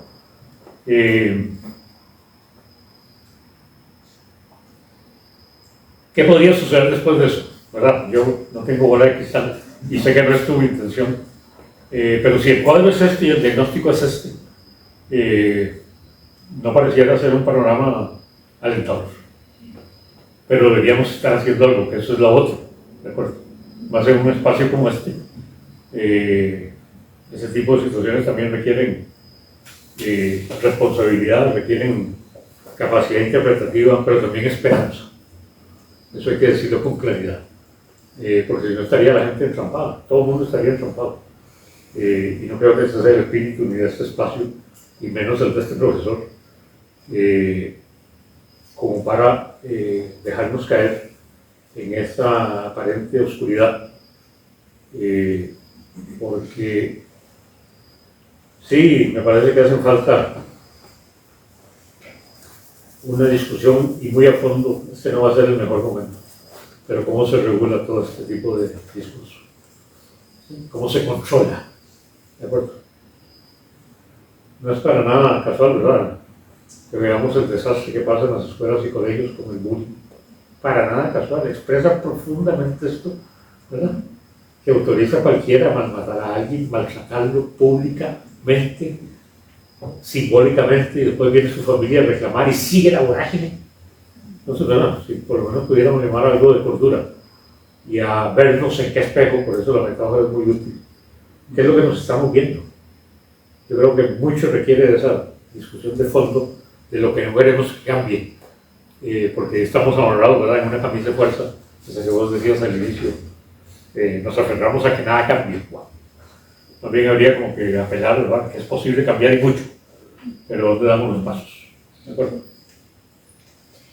Tal vez en redes, no sé si hay más comentarios, preguntas. Tenemos varias preguntas. Una es de Marta Solís Ortiz, dice: ¿qué estrategias se proponen desde la academia para quitarle fuerza a estos discursos de odio y estigmatización? Luego, ¿puede ser tres? Sí. DM Yael dice: lo banalizó al decir que una democracia de 200 años existiría y no nos convertiríamos en el cuento de la criada. ¿De dónde sale semejante seguridad? Solo es cosa de ver la avanzada Argentina como la tiene ahora el León. Y James Alberto Benítez pregunta, bueno, esta ya la respondí. La de Pablo. Hay que reivindicar la lógica en las reglas de los debates políticos que se van a televisar y no permitir ningún tipo de falacia ad hominem. Y por aquí David tenía la mano levantada. Bien, sí. Bueno, muchas gracias por la intervención. Tres inquietudes que surgen de escuchar la ponencia, para mí muy interesante. Escuchándolo me quedé pensando en los procesos que puedo contemplar de procesos electorales en el país, ¿verdad? Que usualmente son contemplados como las fiestas democráticas y parecieran caracterizarse por un performance de violencia ética. Básicamente, contemplar un debate, contemplar un encuentro político entre candidaturas o facciones es contemplar construcciones de otredad violenta, ¿no? No somos estos representan estas distinciones entre lo mejor y lo peor. Entonces yo me pregunto, ¿estamos dentro de un sistema democrático que funciona a partir de la instrumentalización de la violencia para ganar la campaña? Y luego iba más atrás y me quedé pensando un poco en si pudiésemos pensar la constitución de las identidades de los grupos sociales como construcciones a partir de estos rasgos de violencia ética. De nuevo, grupos religiosos, grupos políticos, diferentes grupos culturales, usualmente constituyen sus identidades a partir de construirse de lo que no son, ¿verdad? O de pensar que lo que son es mejor. Y yo no sé si entonces ahí brinca este germen, este rasgo de las relaciones sociales a la dinámica de lo político. Y tenemos ya no solo un problema político, sino un problema social inherente. Y finalmente una inquietud particular, ¿por qué meterse con las esposas de los candidatos? ¿Qué refleja eso de las sociedades en las que vivimos todavía?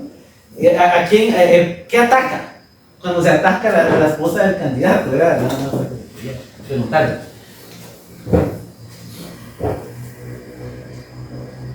Si es pregunta, ¿qué estrategias? Yo espero que colegas, ¿verdad?, de las distintas instituciones universitarias públicas y ojalá se sumen algunas privadas, piensen efectivamente, ¿verdad?, en formas de intervención sobre esto. Como digo, hay, ¿verdad?, áreas de investigación, hay centros de investigación, hay informes que se presentan cada cierto tiempo. Pero pareciera, ¿verdad?, que la otra ola, no permite ver esos resultados de investigación. Entonces, sin duda, me parece que hace falta profundidad en la capacidad, digamos, territorial de las universidades públicas, que tienen una gran penetración territorial, y eso habría que apelarlo. La UNED tiene no sé cuántos centros, ¿verdad?, que en medio de organizar jornadas de debate territorial en cantones o provincias, eso sería maravilloso. Si lo hacen en alianza con la Universidad Nacional y el Tecnológico y la UCR, eso ya pudiera pensarse en un esquema distinto en los espacios territoriales. Porque, ¿verdad?, también estamos en una trampa del vallecentralismo. Y entonces, ¿verdad?, como si desde aquí fuera a resonar todo en el país. Ojalá, ¿verdad?, pudieran darse esos debates con candidatos a diputaciones, por ejemplo. No solo quedarse en el esquema, ¿verdad?, porque tan decisivo va a ser el resultado de la campaña electoral como lo que va a suceder, me refiero presidencial, a la composición de la Asamblea Legislativa. ¿De acuerdo? Entonces, ojalá se sumaran esos recursos que sí sé que existen y que permitan entonces dimensionar más clara y fuertemente una participación de los y las ciudadanas en espacios que nos sientan más cercanos, ¿verdad?, para traer a debate estas situaciones sobre los cuales habrá que hacer pronunciamientos también, pero estos son resultados de prácticas culturales. Solo con nuestras prácticas podemos efectivamente enfrentar eso. La pregunta que decía, no, yo no suelo analizar porque esto me lo tomo demasiado en serio, ¿verdad?, y lo investigo a fondo. Lo que tengo es una toma de posición muy clara frente a un evento desde el 2018 que fue visto con ojos de amenaza democrática o la democracia amenazada. Yo estoy colocado en otros paradigmas de interpretación y estoy muy convencido de la seguridad viene de mi análisis histórico. Usted no convierte una democracia liberal republicana de 200 años en una teocracia en 4 años. Lo repito categóricamente. No solo lo digo aquí, eso está escrito. No. El caso de Milei, ¿verdad? Como no tengo chance aquí para analizarlo, de Costa Rica no es Argentina. Sí, eso es lo que pudiera decir claramente. Hay notables diferencias entre una sociedad y otra, sus sistemas políticos, sus juegos de poder, las disputas entre las organizaciones, digamos, tradicionales de los partidos políticos argentinos, pero evidentemente, si funciona como un llamado de atención y de resistencia, eso es lo que habría que destacar. Pero ¿dónde está esa resistencia más allá del momento electoral? Eso es lo que yo estoy reclamando aquí. Una práctica cultural solo se cambia con otras prácticas culturales. Si usted hace una performance y una representación y se quedó ahí porque ganó y porque ganó el amor y no hizo más, entonces la tarea de un analista político y sociológico es decir, esos movimientos sociales, ¿por qué no se sostienen en el tiempo? ¿Por qué no van y discuten crítica y potentemente esta situación más allá del momento electoral? Eso me parece que es un tema que toca, sin duda alguna, también los movimientos sociales, profundamente. Porque claro, puede ganar un punto y puede sentir que ganó una batalla, pero la guerra la está perdiendo estratégicamente, y lo puedo decir categóricamente. Cada vez que se reproduce una mujer superior frente a otra, esa reproducción es potente y solo juega en contra de los derechos de las mujeres. Lo puedo decir categóricamente. De manera que lo que tengo es un posicionamiento basado en mi interpretación histórica de Costa Rica. Sin duda alguna hay otras interpretaciones, ¿verdad? Pero la mía es de un análisis crítico más bien de lo que pasó en ese momento. Reglas de debate sin falacias ad hominem. Digamos que eso es una especie de ideal. Ojalá fuera así. Pero la trampa de los medios también, eso hay que decirlo, Patricia está más que enterada de esto, juega mucho también, ¿verdad? El mercadeo, el marketing y el rating. Entonces los debates están atravesados de esas normas no escritas, pero que son las que hacen entre más espectacular, y de repente salga yo con el asficosol aquí, ¿verdad? Entonces gané los puntos y los medios estarán muy contentos. Entonces, es un sistema de intereses e instituciones cruzados. Ojalá, pero claro, uno reclama debates de altura y termina la gente insultándose y inventándose la madre. Sí. Porque eso es lo que va a garantizar, ¿verdad? También el rating de los medios, o que usted hizo bulla en redes ahora, ¿verdad? Y lo pueden monitorear y decir que tiene una importante presencia en redes, porque ha sido mencionado tantas veces, ¿verdad? En Twitter, cualquiera de estas, ¿verdad? Ojalá se diera, pero evidentemente tenemos que ver cómo funciona. Y finalmente, profesor David, sí, yo creo que es hora, lo he dicho en otros momentos y en otras entrevistas o debates, ya es hora de cambiar este enfoque de las elecciones como fiestas electorales. No es una fiesta, lo he dicho sistemáticamente. Aquí lo que se disputa son derechos de los seres humanos, son proyectos de vida, son proyectos de sociedad. Eso no puede ser asimilado a una fiesta, y menos un juego, ¿de acuerdo? Es el juego de la democracia. No, por favor, en el juego de la democracia, ¿verdad? Al final, el que tenga un voto más es el que va a ganar, y eso lo va a utilizar a que haga cualquier barbaridad contra nosotros. No, eso no es un juego. Entonces, yo creo que también en esta análisis crítico de cómo interpretamos, habría que avanzar en esa perspectiva y no seguir. Esa sí es una banalización. ¿Sí? Los procesos políticos no son para nada ni juegos ni fiestas democráticas. Ahí hay una cosa muy complicada en esto que argumentaba David, y es, digamos, las interrelaciones muy complicadas entre, digamos, las prácticas tradicionales, hegemónicas del mundo político, religioso, social y cultural, y las tensiones a que se enfrentan esos proyectos en campañas electorales. Porque si algo priva ahí es el querer echar mano de cualquier recurso con tal de ganar una posición o de ganar una elección. Entonces, claro, vos decís, ¿por qué meterse con las esposas? ¿Sí? Porque es un flanco vulnerable. Yo lo lamento, ¿sí? Eso no debería permitirse. Si es un debate entre las esposas de los candidatos, también debería estar, ¿verdad?, básicamente regulada, porque interesa ver efectivamente lo que están argumentando, diciendo y posicionando de sus ideas y de puntos de vista, ¿sí?, de las campañas electorales. Pero se montan esos espacios y la respuesta de los comentaristas es de tal grado de descalificación y violencia que sin duda alguna eso también, ¿verdad?, hay que ir a ver cuál es la mano que mece la cuna, como decía la película, ¿verdad? ¿Sí? Que interesa muchísimo que eso se mantenga y se reproduzca, porque finalmente también aquí están en debate cuál es la consistencia, ya no solo de las colectividades o de la sociedad en general. Por eso me gusta tanto el criterio de Butler. Le exige a ese que está siendo apelado a dar cuenta de sí mismo, también le exige no solo, ¿verdad?, el reconocimiento de la situación de violencia que vive y que produce, sino que le exige una responsabilidad. Entonces, ¿qué responsabilidad tengo yo? La mía. ¿De acuerdo? Porque claro, yo en vez de dar una conferencia así pudiera haber puesto todo, ¿verdad?, en términos de un ataque descarnado contra una de las posiciones en disputa, ¿verdad? Pero eso me parece a mí que desde las ciencias sociales sería carecer absolutamente de ética. Sería carecer absolutamente de ética.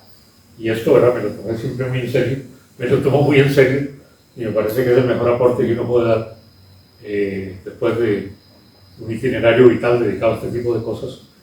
Seguir ofreciendo, ¿verdad?, una palabra, una interpretación en base a investigación, estudios, ¿verdad? Y que uno siente pues un compromiso con su sociedad, que finalmente es un compromiso con cada persona que vive esa sociedad. Y creo que aquí pues tenemos mucho que dar y que decir, y por eso agradezco tanto, ¿verdad?, espacios como estos. Creo que nos alcanza una rondita más, ¿está bien con usted? Sí. Sí. Muy bien, entonces vamos a ver quiénes no han participado. ¿Alguien de acá que quieran, o si no, comentarios en redes? Comentarios serán muy varios. Tal vez un par de comentarios. Pero creo que levanto. Sí, ya vamos. Si quieres leemos los comentarios y ya vamos con Javier. ¿Cómo? Si quiere que tú. Ok, entonces empecemos con allá y Carla. Adelante, Carla. Doctor, me deja, como ha estado hablando mucho de la regulación, ¿verdad? Bueno, una de las cosas de ventaja que tengo es que soy nicaragüense, no soy tico, ¿verdad? Pero sí, como politólogo, y tuve que estudiar todas las constituciones latinoamericanas, ¿qué regula en Costa Rica el Tribunal Supremo Electoral y qué incidencia podemos tener los ciudadanos para regular? Porque es el ente en todas las constituciones que pude leer que tiene que ver con todo esto, las elecciones, las campañas, etcétera, ¿no? Entonces, ¿cómo podemos involucrarnos para exigir esos controles? ¿Ya? Y eso en la ley de partidos políticos está regulado, pero ¿cómo podemos llegar a exigir que se cumpla eso que está regulado en esa ley de partidos políticos, elecciones, etcétera? Gracias. Sí, mi pregunta es más bien pensando que sí hay proyectos de sociedad en juego, ¿no? Y hay diferencias. Entonces, estoy pensando, ya se subió la cantidad de pesticidas que se puede poner en el agua potable de la gente. Entonces, hay proyectos que dañan la vida también. Entonces, ¿cómo, pensando desde los movimientos sociales y espacios como iglesias, cómo es que se fomenta un lenguaje político que no cae en estas violencias, pero sabe hacer las distinciones entre estos proyectos de sociedad? Eso es lo que no me queda claro con su exposición. Tal vez, ok, acá otra. No, una cuestión tal vez para el compañero nicaragüense. Creo que, respetando lo que va a decir Randall ahora, el Tribunal Supremo de Elecciones le ha tomado, yo creo que tiempo y también de sorpresa, la violencia en redes sociales. Hasta ahora que se pronunciaban los tribunales con una sentencia, digamos, contra este señor Pozuelo, que fue presentada por Gerardo Corrales, que hasta ahora, digamos, hay un pronunciamiento en cuanto a la magnitud, digamos, de las ofensas en redes sociales.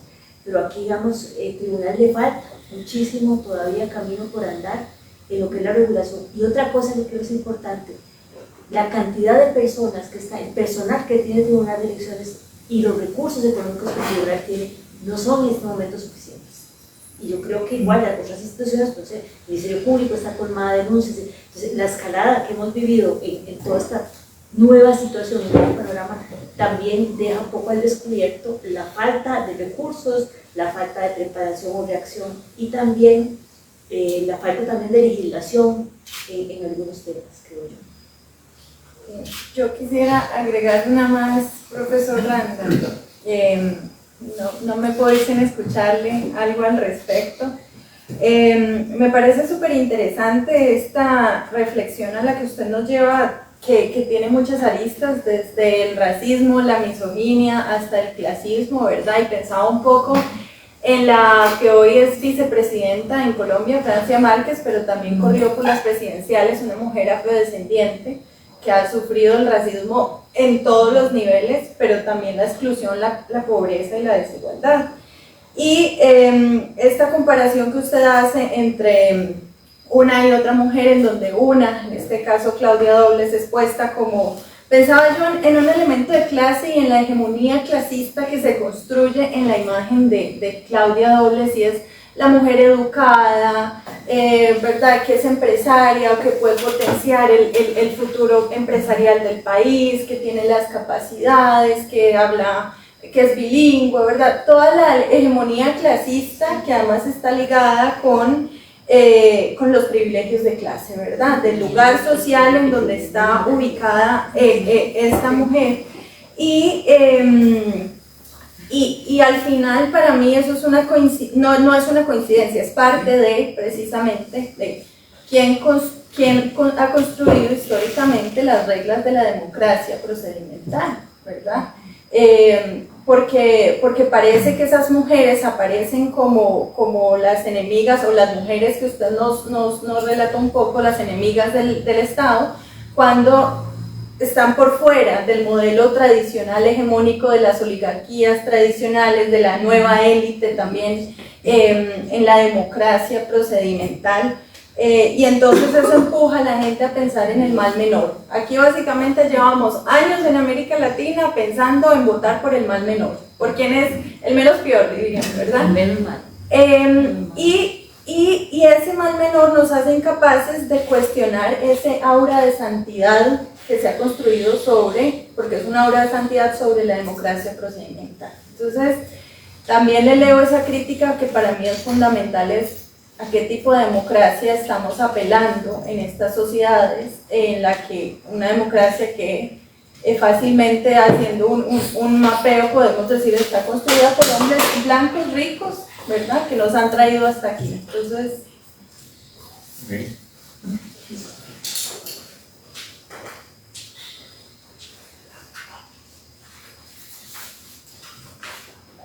Sí, el tema de la regulación de todo esto es muy complejo, bien decías ahora, Patricia. Como que está la vorágine, que ya va siendo hora también de entrarle a fondo a este tipo de situaciones, pero estudiarlas a fondo, reconocerlas a fondo. Aquí va a estar también en tensión un eje de cómo regular mi libertad de expresión, y por eso acabas de poner un ejemplo ahorita de esta situación del caso Corrales, que va creando alguna jurisprudencia, porque también el reclamo de la libertad irrestricta entonces legitimaría todo esto, pueden verlo. Pero está Costa Rica como sociedad, como organizacional e institucionalmente y culturalmente como sociedad, preparada para venir a esa discusión. Esa es otra. Es decir, me parece que sería un error actuar reactivamente. ¿verdad? Frente a una situación, entonces reacciono, pero es que, ¿verdad? Normalmente la reacción de corto plazo es traicionera y no permite ver las múltiples aristas que tiene un problema, y entonces pongo una curita, ¿verdad? Y ya creo que todo cambió y que va a cambiar, y en efecto no sucede al final los cambios que uno esperaría. Entonces, la verdad es que es un asunto ahí de fondo que necesita ser traído a debate público, a debate político, y tocaste un tema, a mí me parece, de fondo y muy delicado. ¿Pueden los ciudadanos exigir esa calidad de debate? Yo lo que interpreto es que la cultura política media de Costa Rica no forma a sus ciudadanos para exigir. Les enseñó por una larga tradición a pedir. Entonces, esos son los impactos de las políticas clientelares. Porque a usted lo enseñan a pedir una beca, pedir un campito en la escuela, pedir una medicina en el país, pedir. ¿Sí? No está acostumbrado a exigir, eso supone otra subjetividad, supone otro tipo de prácticas colectivas que en Costa Rica no hay, o existen muy básicamente. Entonces, claro, una exigibilidad de resultados, un cumplimiento a fondo de los derechos, se topa con una cultura que está hecha, ¿verdad?, al reconocer que es un problema grave de la democracia procedimental, que usted acepta que voto por otro para que él decida por mí. Entonces, ¿verdad?, como yo voté, va a decidir por mí, y yo tengo la esperanza de que sea de acuerdo a mis intereses, pero normalmente, ¿verdad?, los que son electos responden a sus intereses particulares o los de su partido. Entonces ahí tenemos ese vaciamiento, ¿verdad?, de un ciudadano que se le dice venga y vote, pero después nunca más es invitado ni convocado a nada. Y cuando el ciudadano es convocado o invitado a algo que se opone a las políticas estatales o gubernamentales, entonces ese ciudadano se convierte en un enemigo del Estado del gobierno. Entonces viene la persecución, la represión, que seguro que usted conocerá perfectamente bien, ¿verdad?, las implicaciones enormes que tiene esto también en las posibilidades de la movilización colectiva. Y yo creo que hay un problema no solamente de ley, eso es lo que quiero decir, no solamente tener una buena ley, es, ¿verdad?, en qué condiciones los y los ciudadanos son capaces de hacer que eso que se legisló se ejecute, pero no esperando que lo hagan las instituciones o los políticos, sino también lo que a mí me corresponde, y ese es un enorme vacío en Costa Rica.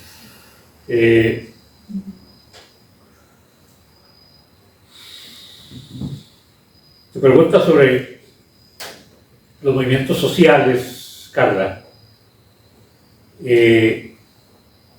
El problema con la naturalización del lenguaje, de la violencia, es que uno opera prácticamente en automático. Y este tipo de situaciones requieren desarmar esas condiciones para poder actuar sobre ellas.